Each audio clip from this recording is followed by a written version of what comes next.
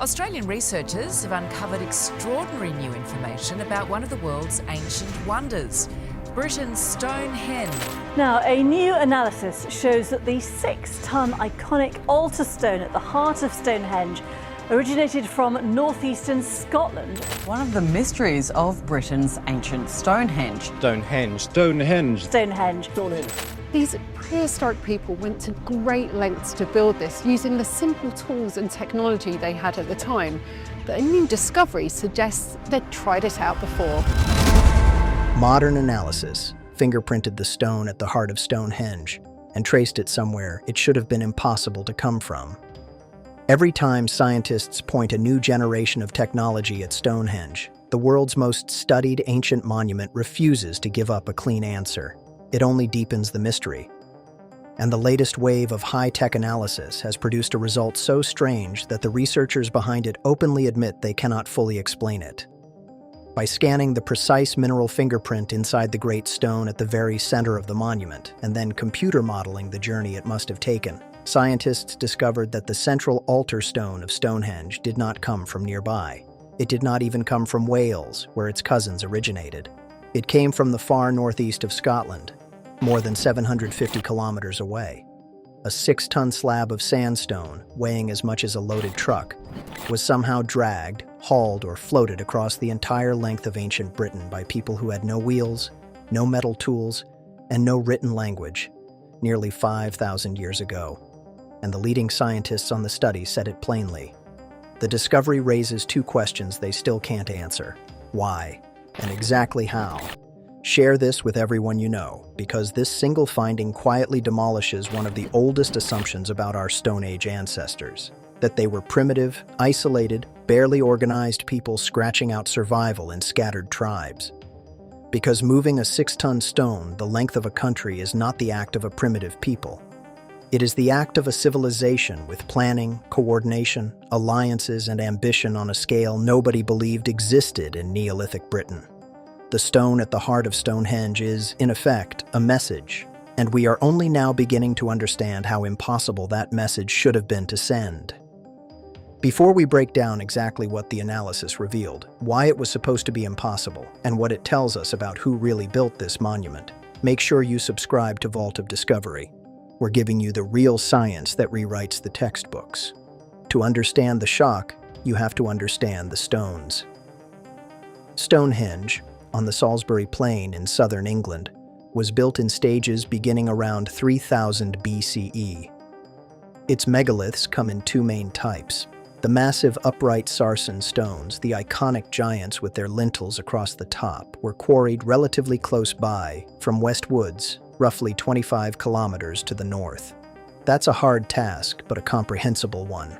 The smaller blue stones were traced decades ago to the Preseli Hills of southwestern Wales, around 140 miles away, an astonishing distance that already pushed the limits of what archaeologists thought possible. For a long time, scientists assumed the altar stone, the large recumbent slab lying flat at the monument's center, was just another Welsh bluestone. Then they actually scanned it. Think about what that scan involved. Researchers studied the age and chemistry of individual mineral grains, zircon, apatite, and rutile, locked inside fragments of the altar stone, building a chemical fingerprint as unique as a barcode. Some of those grains turned out to be between 1 and 2 billion years old, others around 450 million. And when they compared that fingerprint against rock formations all across Britain and Ireland, it didn't match Wales at all. It matched one place and one place only. But here's the first shocking twist. The fingerprint pointed straight to the Orcadian Basin of northeast Scotland, at the very top of the island, as far from Salisbury Plain as you can travel and still be in mainland Britain.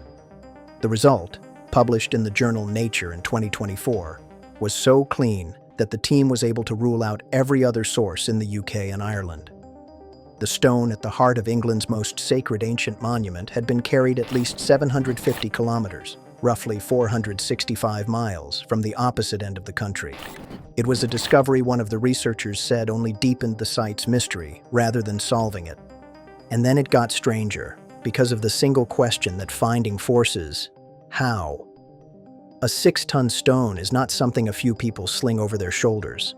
The obvious escape hatch would be nature. Maybe a glacier dragged it south during the Ice Age and dumped it conveniently near Stonehenge. But scientists tested that idea and shut it down. Follow-up work, including ice sheet modeling published in 2026, ruled out glacial transport as the mechanism, pointing firmly to the conclusion that the stone was deliberately moved by Neolithic people across brutally challenging terrain. The most recent analysis suggests it was hauled in stages, using a combination of overland routes and, most likely, long sea voyages around the coast of Britain. As the original study concluded, the sheer difficulty of dragging such a mass overland from Scotland implies it was transported by sea, demonstrating a startlingly high level of societal organization. People nearly 5,000 years ago were running a logistics operation across an entire island. Then came the second devastating revelation, the one that reframes who these people actually were. For most of the 20th century, Neolithic Britons were imagined as scattered, isolated farming bands with little contact beyond their own valleys. The altar stone destroys that picture. To move a stone 750 kilometers, you need boats capable of carrying enormous loads. You need knowledge of distant coastlines, and above all, you need cooperation between communities separated by the entire length of Britain. This points to long-distance connections across the British Isles, shared pottery styles, shared house designs, and coordinated networks linking peoples from Scotland to southern England. These weren't isolated tribes. They were a connected world, capable of moving sacred objects and ideas across distances we never credited them with. But the third twist changes everything about why Stonehenge was built at all.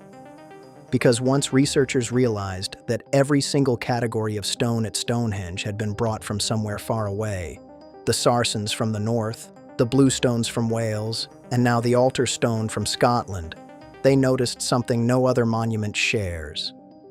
Out of more than 900 stone circles across Britain, Stonehenge is the only one whose stones all originated from distant, separate regions. And that led archaeologist Mike Parker Pearson and his team to a striking new theory, that Stonehenge was never just a temple or a calendar.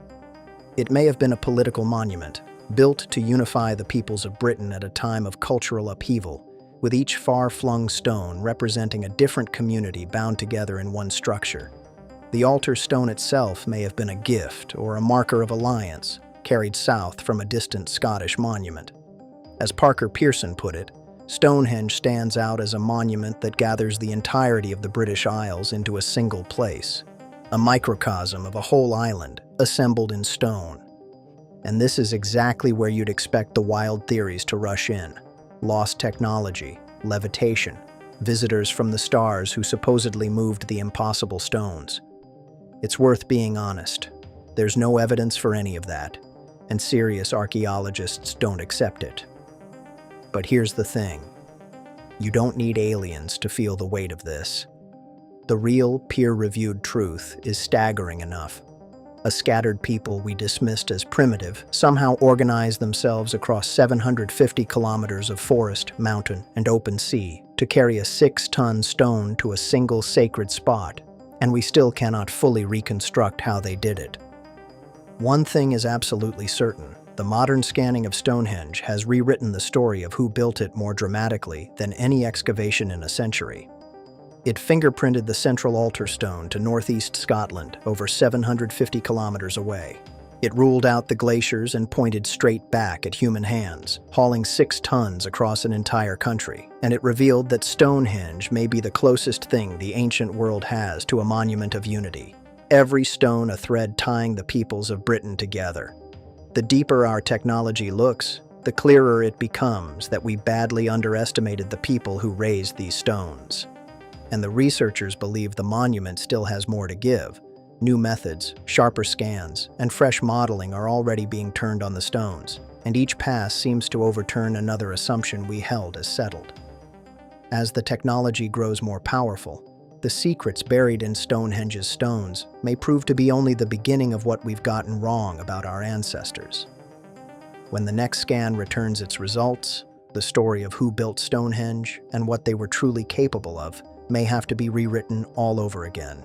Stay tuned.